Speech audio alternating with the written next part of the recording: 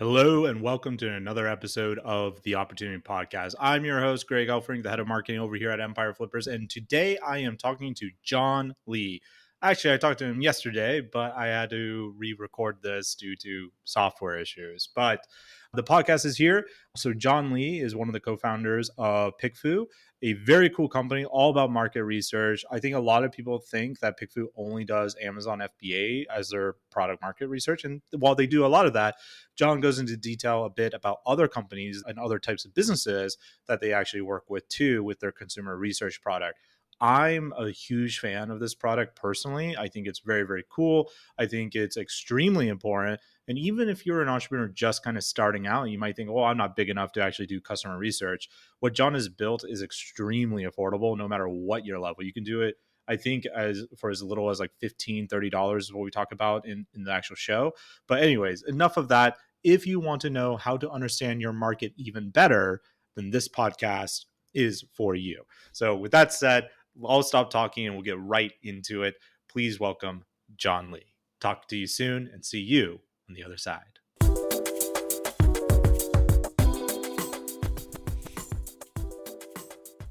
All right, I am here with John Lee, one of the co-founders of PickFu and a good friend of mine. It's been a while, John, but I'm glad you made it onto the podcast. So what I could do offline for the audience listening, I was joking with John constantly about how I'm going to force him to help sell his business today. Marketplace. But in all seriousness, man, I really like your business. You put up some really cool stuff, but for my audience that might not be familiar with you and what you've done with PickFu, why don't you give us a brief background on yourself? Yeah, for sure. Thanks for having me on, Greg. It's wonderful to see you again. Yeah, so I'm one of the co-founders of PickFu. You can think about PickFu as digital online focus group. So PickFu lets you reach your target customers in the US and now globally and ask them simple questions to test your creatives, your business decisions, product packaging, basically get feedback on any aspect of your business where consumer feedback would help. And so previously, this was really hard for businesses to do. Only the big boys could do it, right? Like Procter and Gamble and whatever, they would have like their internal insights teams working with like expensive market research agencies to tap into these consumer panels. Well, we shortcut all of that through software and let you tap into the same consumer panels that the large CPG companies reach, but use it with software. You can micro target down with all kinds to whatever your target audience is and actually get feedback on stuff that matters to your business in under 30 minutes. Love it. I just read I don't know if you're a fan of like reading direct response marketing books, but there's some of the most Some, entertaining marketing books because they're just so wild with what they do. But yeah.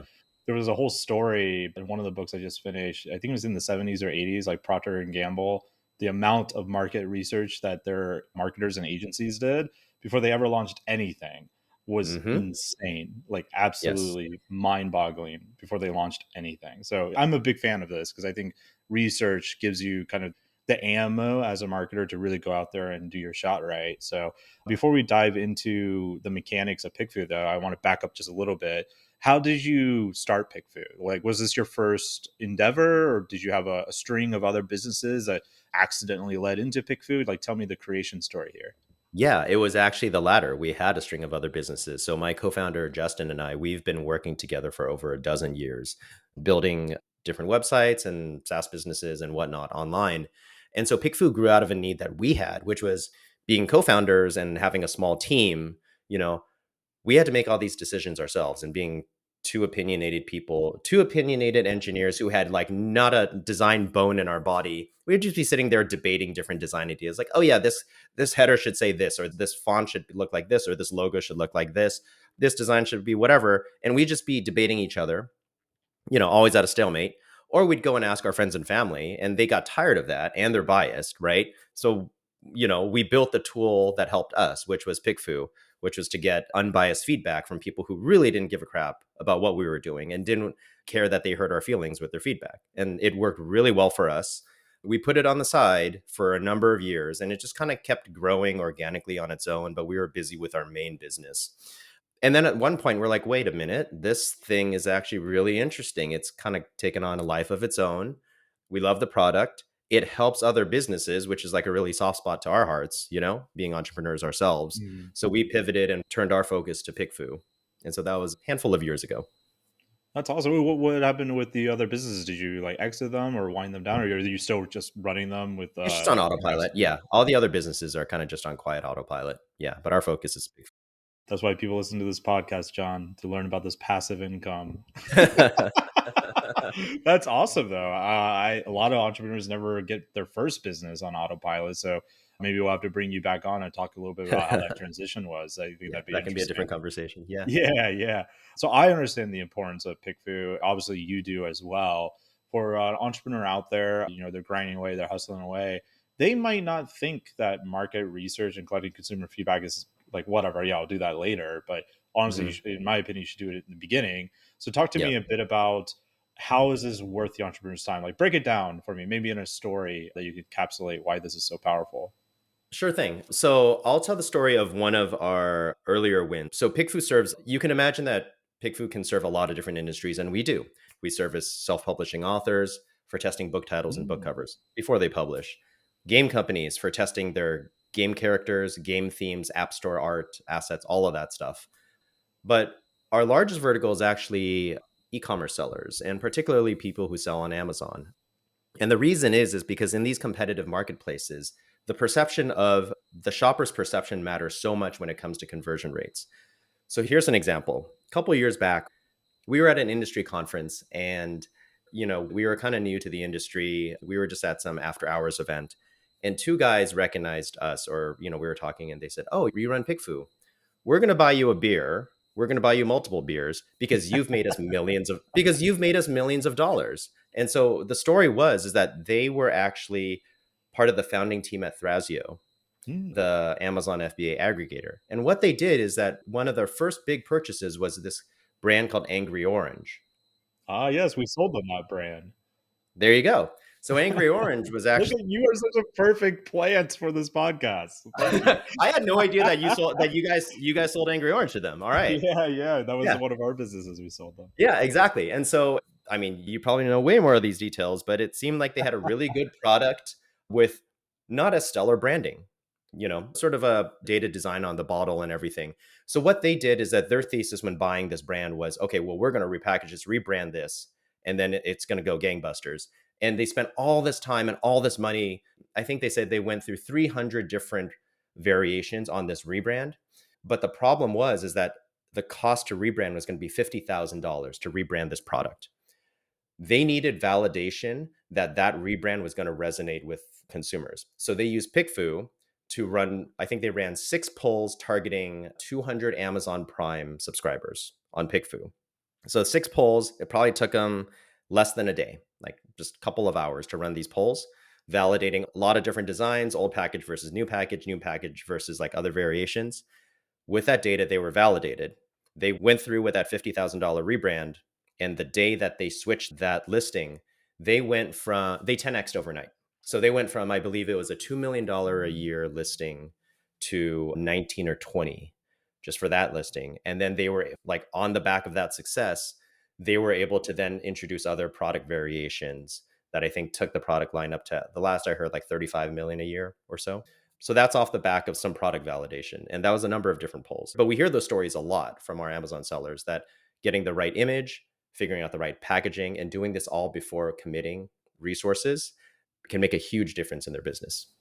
Oh, I love that story. I didn't realize they had used you. I knew after they bought it from us, they went gangbusters with it. Like that was their, I think, all the way up to even now is like the main story Yes, they always talk about is Angry that's right. Orange, which we love. We always wish they gave We us love more too. credit. Yeah. But yeah, like it was really cool to see. It's the power of buying a business, right? Yeah, And absolutely. combine it with market research. It's funny, dude. I was just having a conversation with this other marketer because I'm Uh-huh. hiring a marketing automation specialist for HubSpot, and something he said reminds me a bit of this of the power of research. So he had a client, he was looking into their HubSpot portal, and he found that there was a certain type of customer avatar that was like the bulk of their customers, but none of their Uh-huh. marketing was like targeting this specific type of person. They were just coming in naturally with all the other marketing they were doing. So he took that research and he redid their entire funnel to speak directly to that person, and it lowered the cost of their marketing like dramatically. I like That's amazing. Love the it. owners of the company didn't know, like they had the Yeah. data, but they didn't know it was there. Yeah. So the Yeah. power of research.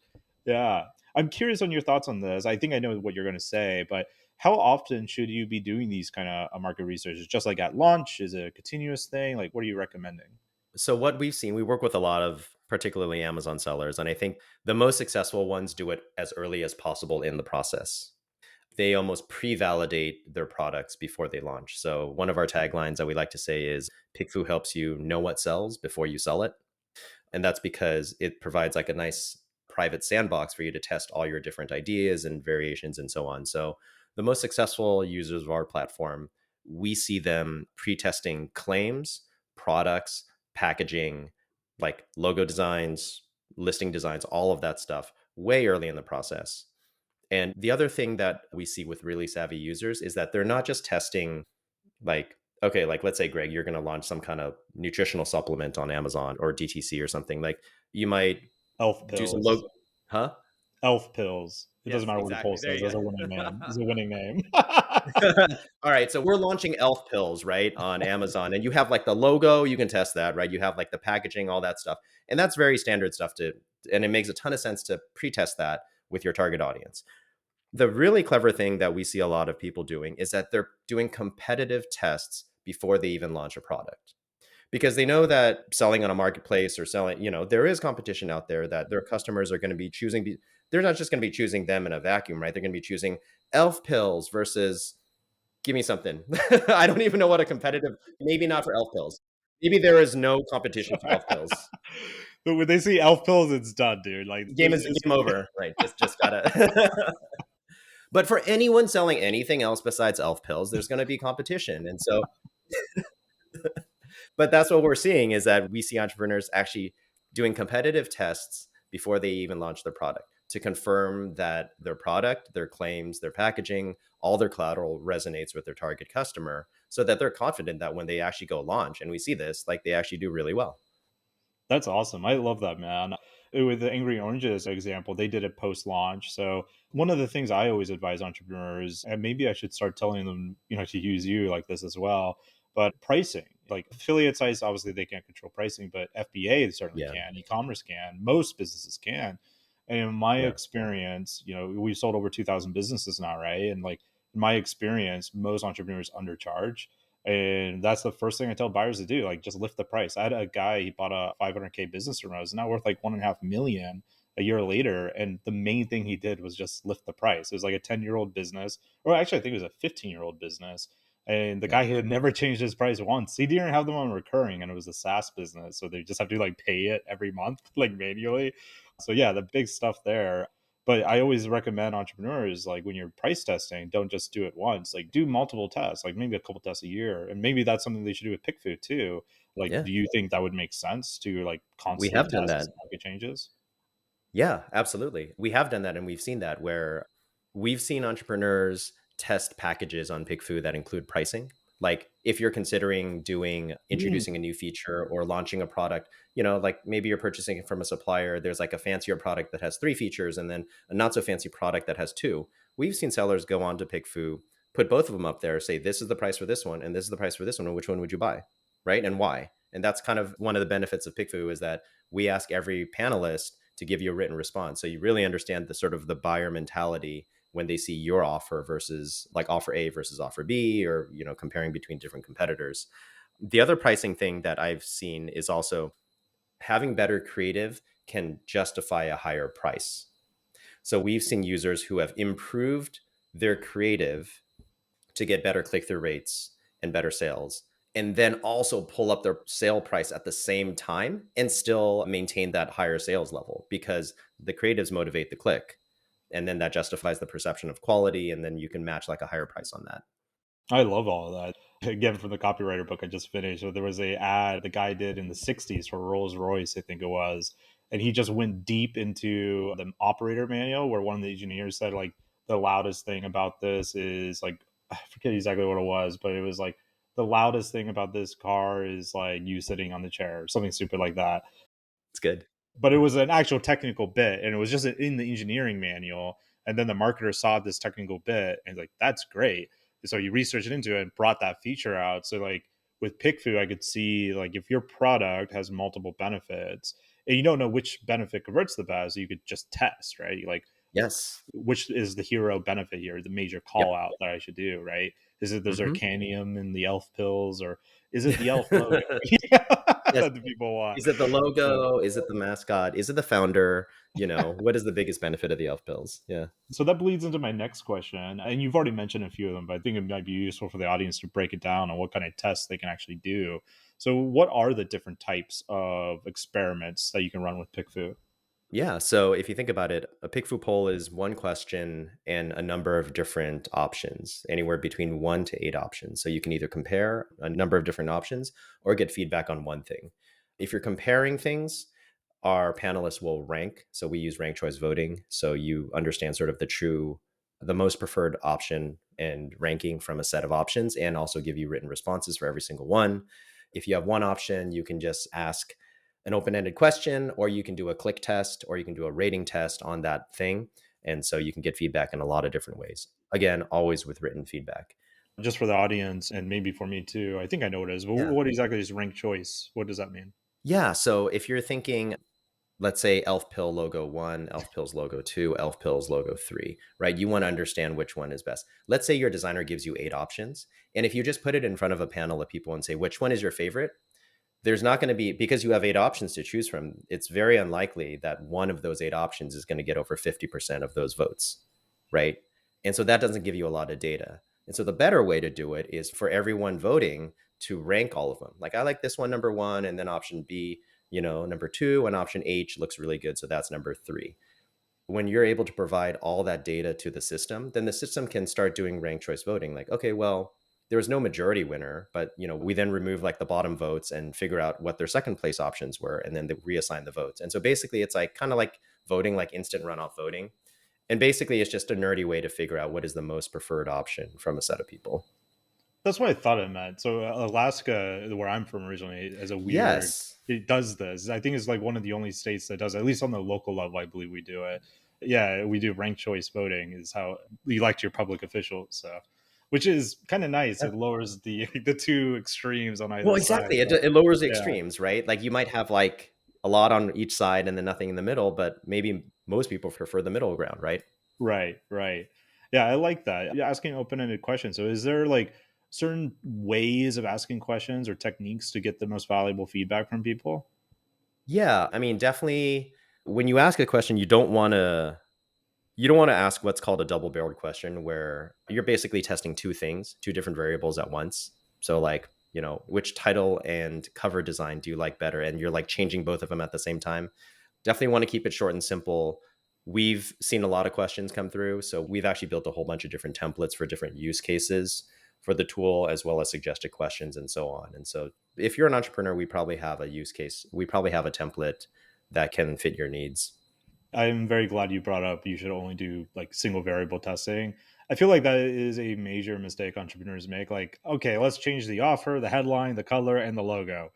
Yes. Let's stuff It's like, how everything do and you change know? everything, and then you can't tell. Exactly.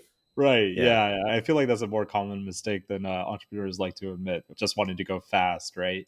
So you probably run across this. I certainly do. I was just having a conversation about positioning, and positioning at EF is always a tricky thing for us because like we try to build our brand in such a way where look at us, we do all these different businesses, but then like on the affiliate side, it's like, oh, you guys only sell affiliate sites, and on the FBA side, like, oh, you guys only sell FBA sites, like, guys, we do it all. We even sell much more than that. But a lot of entrepreneurs I know feel they'll be doing this type of stuff and they're shouting into the void and they're not getting any kind of feedback at all from their market. So, what do you recommend that entrepreneurs can do to encourage their own consumers to give them feedback constantly? Do you have any strategies for that? Yeah, for their existing customers, I mean, I think it's so important to be, if you have customers or you have an audience, I think it's so important to be connecting with them and listening to them, right? Like we poll our users all the time. We built our product based on a lot of user feedback and so on. And so we run surveys constantly for within our internal pool of users, just bouncing ideas, having conversations and so on. And I think that's super important if you have an audience base to work from. On the flip side, I think polling your audience and then also doing consumer insights and like market research on your potential audience, I think both those go hand in hand, right? Because your current audience are all the people who have responded positively to all your offers to date and all your communication to date. But there's probably this entire universe of people where you could shift that messaging and also reach that different set. Kind of like your experience, your example with the HubSpot marketer, right? Where it's like, oh, Yeah. there's this sort of tiny little niche and we weren't targeting them and we weren't honing our message for them. But if we did, like that might open up an entire new area of market for you. So I think it's important to get feedback from both sides. I 100% agree. I'm curious. So with the way PickFu is set up, like where are you finding these researchers? I don't know if that's like a trade secret or whatever, but like the consumer research groups, like Yeah. how are you organizing this to get like these polls in front of people? Like how do you do that?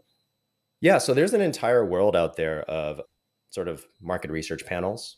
And like I said earlier, those market research panels are the same ones that Procter and Gamble uses for their consumer research. And they're also the same panels that are used by political pollsters, right? So during an election, X percentage of the company of the country likes this person and X percentage of the country likes that person. Same panels. They're all out there.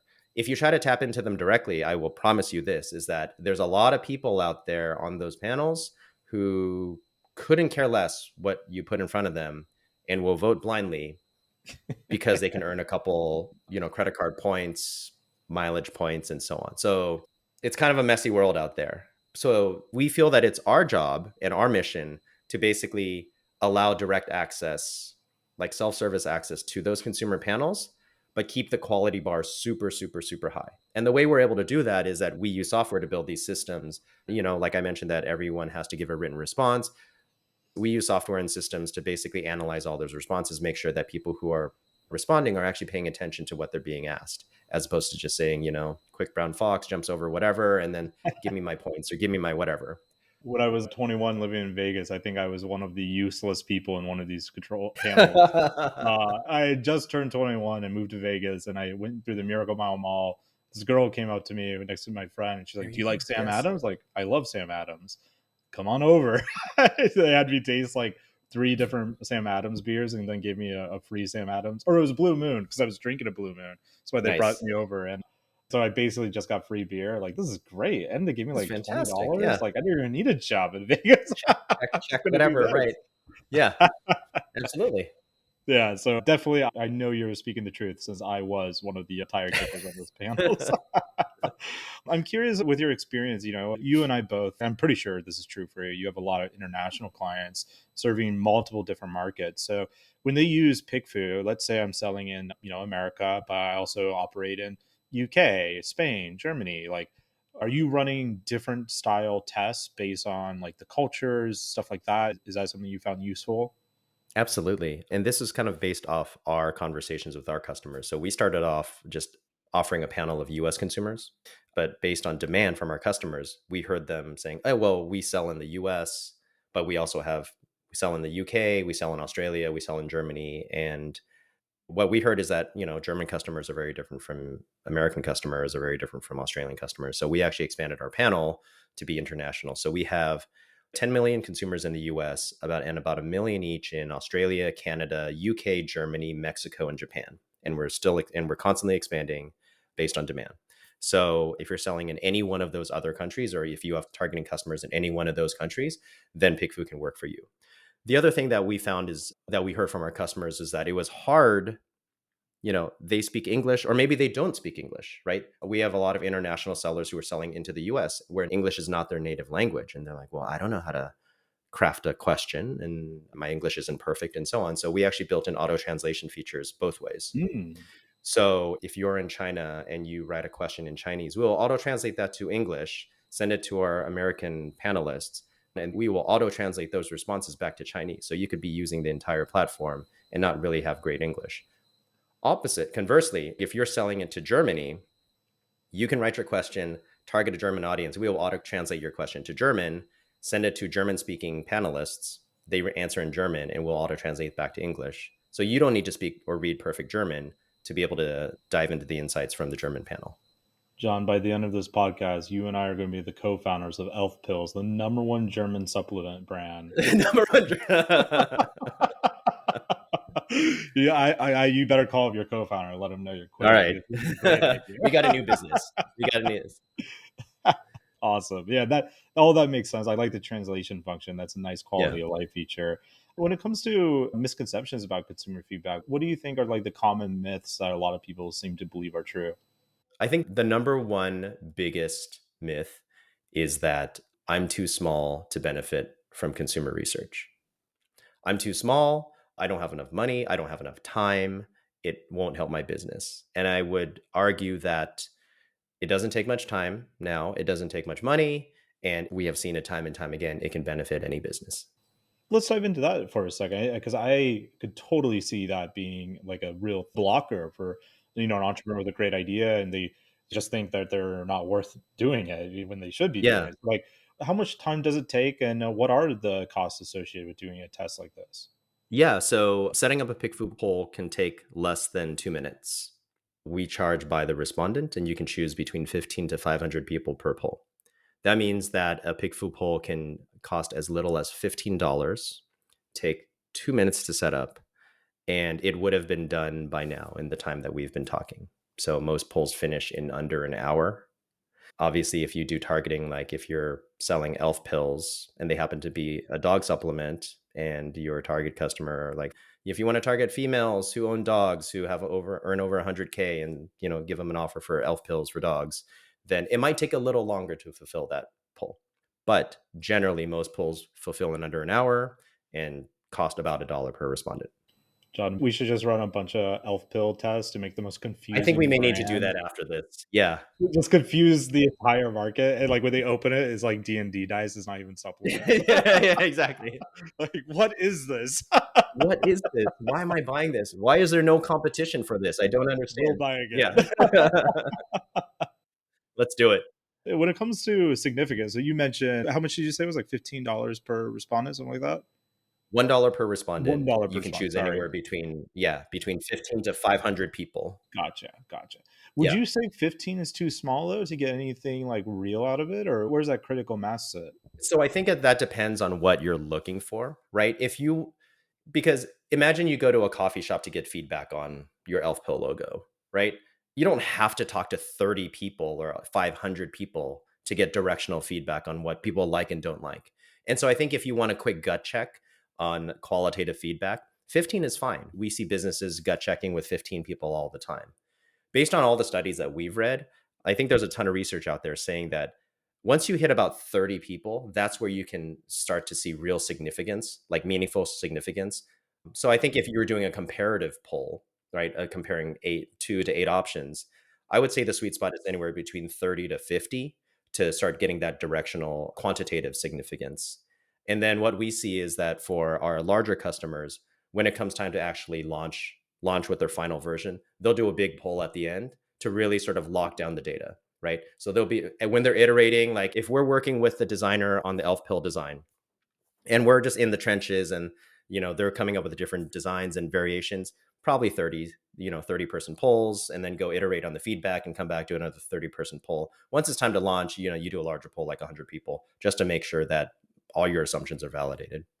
I like that you said directional, because I do feel like in our age where so much data is so easily available, everyone wants statistical significance, right? Like, and this is a thing I war against at EF, because like, look, like we sell between 10 to 30 businesses a month. There's no statistical significance. Like, one month we might sell 20, 100K business. Like a couple months ago, we sold a $12 million business, right? Yeah.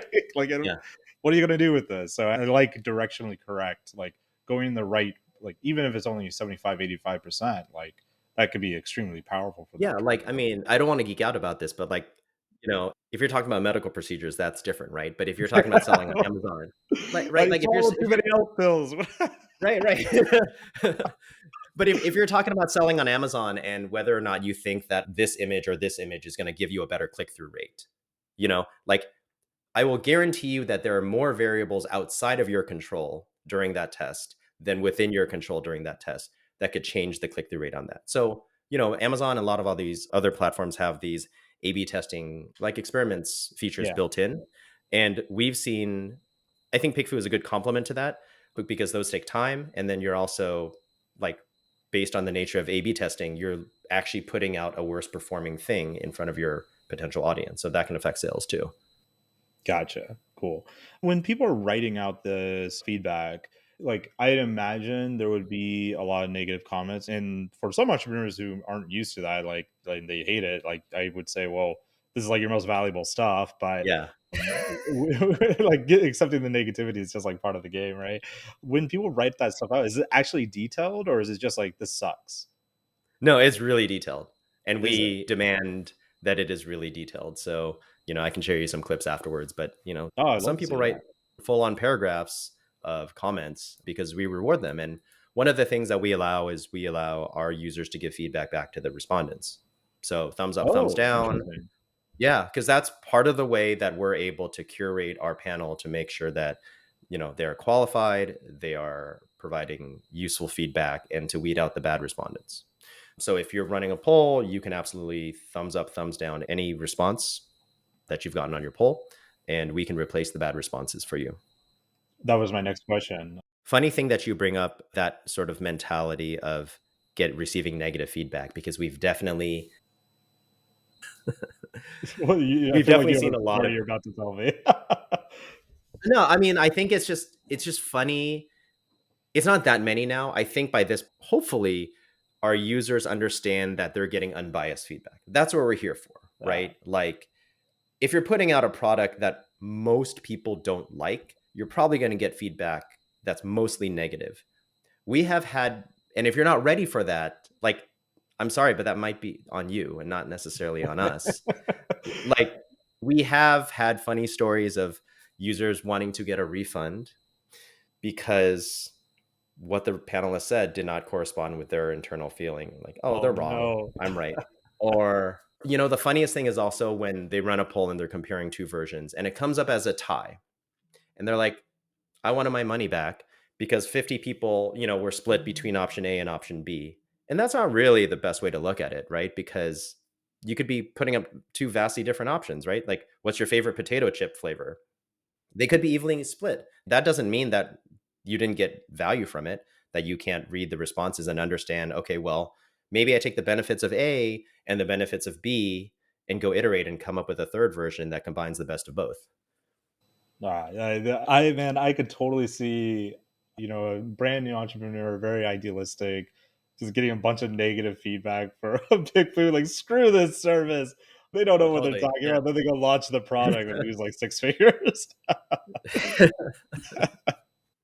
mean, Yeah. the wisdom of the crowds is real, so Yeah. yeah, There's something to be said about that. On the yeah. converse side, like, have you ever found it where, people give you feedback, or I guess in this case, your customers give them feedback, and the entrepreneur decided, like, no, that's not right. Like, the customer doesn't know best in this situation. Have you ever seen stuff like that? Sure. Yeah. I mean, we see it all the time. I think the way we advise it is that it's an input, right? Like, it's not, you're getting a bunch of input and feedback from unbiased consumers. It's up to you to decide what you want to do with it, right? If you have like a brand strategy that, like, if we're selling elf pills and the brand strategy is that it needs to be a black and white logo on a white background and people prefer, some kind of color version or something else, like, you still have to be true to your brand and sort of your business and understand what your goals are and understand. And you're not going to be able to communicate all of that in a single poll to provide all that context to potential consumer, right? So it's definitely not, it's just data for you to make a decision, but it's still on you to make that decision. Yeah, that makes sense. I feel like that is such a huge problem that all businesses face in certain regards. Like, for us, we get negative feedback sometimes from a brand new business buyer. They buy a business from us, and then it goes to crap, and they blame us for it. It's like, man, you've owned this business for like 7 months, and you haven't logged in the last 2 months. You don't think that was like part of the Yeah, part problem? of the problem. Yeah. Yeah. Or sellers who just think that they are worth like a small Silicon Valley style exit. I always joke when they Yeah. want that 80x exit, like, why Silicon Yeah. Valley founders need that? Because otherwise they wouldn't get paid at all if they did an exit. Like, you're going to get more money than them at a Yeah. reasonable multiple because Yep. you didn't give away your equity. Hmm. But yeah, Yeah. that's fascinating. Do you think with the advancing technology that consumer feedback can like really turn a business around? Because like now, like you mentioned, a PickFu poll can be done in about an hour, which Yeah. even a few years ago, that was not necessarily true. Like, this was a Right. laborious process. So like, if I have a business that is flailing right now, and I run it through PickFu. Have you seen these kind of market tests being able to bring a brand back from like, that Yeah. edge of extinction? Yeah. We were just working with an Amazon seller or an Amazon agency who was helping a seller. And that seller had launched, it was some kind of printed product. I forgot what it was, but they had tried launching this product twice on Amazon, two failed launches, right? Because I think when it comes to Amazon, you launch a product, and I think the name of the game in that marketplace is that you're trying to win keywords, right? Because consumers aren't shopping on Amazon for a brand, they're shopping on Amazon for like a tea kettle or something. And so if you can win that tea kettle keyword, then you're golden, right? They launched twice, expensive launches, never got the rankings they wanted. What they did is they came back, the agency came back, used PickFu, reverse engineered the competitors, the top seller in that category's images.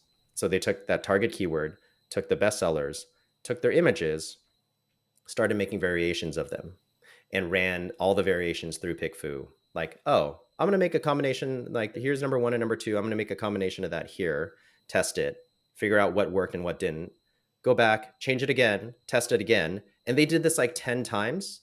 So they came up with this image where on PickFu, they were now finally winning against the two best sellers in that category for that keyword.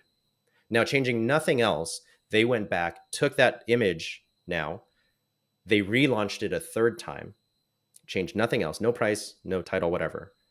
And they won all the keywords. Wow. So now they were able to turn around that failed launch to have a successful launch because the better main image motivated more clicks, which fed the Amazon algorithm to rank them higher for all the keywords that they were looking for. I love that, man. I think that's super cool. It just shows the power of positioning, like these small tweaks, just like listening to the audience. Like there's so much gold just by opening up your ears and seeing what Yes, people are saying. That's absolutely. one of the reasons I love what you've built, which kind of leads me to my next question here. I mean, you've built a pretty cool software, man. Like I've been a fan of it for years. I didn't Thanks. realize you had worked with Angry Orange, which is cool. I feel like we're battle brothers in helping that deal like explode for Thrasio. We're bonded now, right? Yeah. But what is yours and your co-founders' plans with PickFu? Like, where do you guys want to go? What are you trying to do? At our core, my co-founder and I, our backgrounds are in product and software engineering. And so I think we have a vision for PickFu that is much bigger than where it is now. So from a technical perspective, we think there's so much more to go on the product, and we're super excited to keep building it, growing it. I think so from a product perspective, it's really fun for us to nerd out on these systems that we're building and the product and like its capabilities. I think what moves us the most now is that we actually seeing that the product helps people, right? Like seeing that the product helps small entrepreneurs like ourselves, right? Who can help them improve their businesses and grow their businesses. And I think that helps keep us going. So we've got a long way to go. It's an infinite game of scale, right? Yeah, yeah, exactly. Yeah, like for me, I'm talking about trying to take over the DTC commerce world, right? But even if I do that, Yeah, right, there's another business model, another business model, another business model. So, totally. yeah, for Totally, right? sure. Like you have a business that can apply to so many different industries and so many different verticals. And like Empire Flippers can help businesses in any industry. And so Except for elf pills, I don't think anyone can help that business, my friend.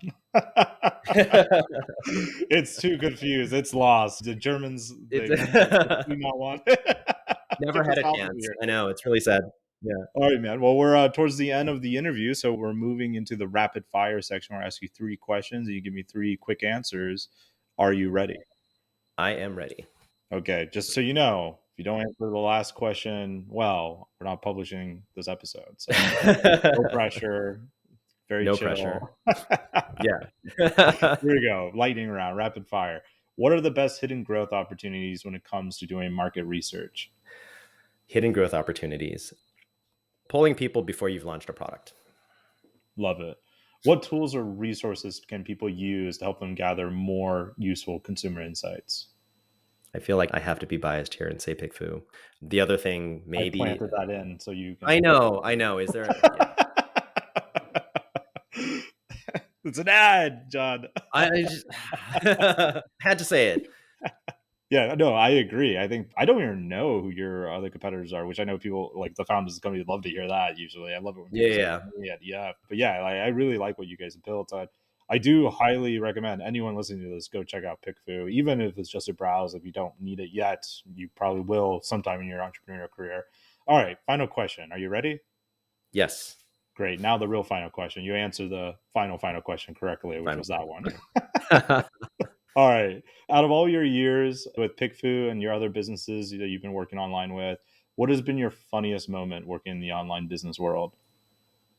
The funniest moment, honestly, was probably when we were first starting our original business, and we went to a conference. This was up in Seattle. It was called an unconference. Mm. Yeah, so this is those community organized conferences where people get to put up their suggest topics, and then people get to vote on topics. And if you happen to suggest the topic, then you, by default, and enough people voted for you for that topic, then you had to lead the discussion. And I think we had just started our startup at the time, and it was like this like restaurant community startup, but we knew nothing about building online businesses, building a community online, like nothing about the topic. We just put up a topic we wanted to hear about. That got the most votes. So we ended up getting placed into this large auditorium with like 50, like 75 other entrepreneurs. And it was me and my co-founder, Justin. And there was a stage, and they made us go on stage. And so we had to moderate this impromptu, like online community building exercise, knowing nothing about it, like where we are the ones who knew the least in the room. And we were just sort of standing up there on stage and, totally, yeah. Anyways, it turned out fine. We made it a community discussion, like in the spirit of building community. And so kind of got ourselves out of that. But That's awesome. When I've hired new content creators, they're often pretty scared about writing about yeah, hard topics because they don't run seven-figure businesses. So I always tell them to approach it as kind of like a journalist might, like you're just reporting on what you yeah, find. Like I bet you guys did a better job than you guys think up there on that stage because if you don't know the topic well, but as long as you're curious, you can usually ask like pretty good questions that get like the gold coming from people anyways, yeah. right? So Yeah. I bet you guys did fine. Yeah, that is quite funny. We asked a lot of questions of the audience, I'll tell you that. Wow, these guys really know how to engage the audience. What great moderators. What do you think about building community? What are your best actions? That's the most powerful question in business. When someone Yeah. asks you how to do something, just like, well, what do you think we should do, John? Yeah, exactly. You tell me, like, oh God. You tell me. But John, this has been an absolute pleasure, my friend. If someone wanted to connect with you or check out PickFu, where should they go? Yeah, just go to pickfu.com, pickfu.com, and you can try it out. It's free to sign up. Just pay as you go. Awesome. Well, thanks for coming on, John. Yeah. Thanks, Greg. It was great.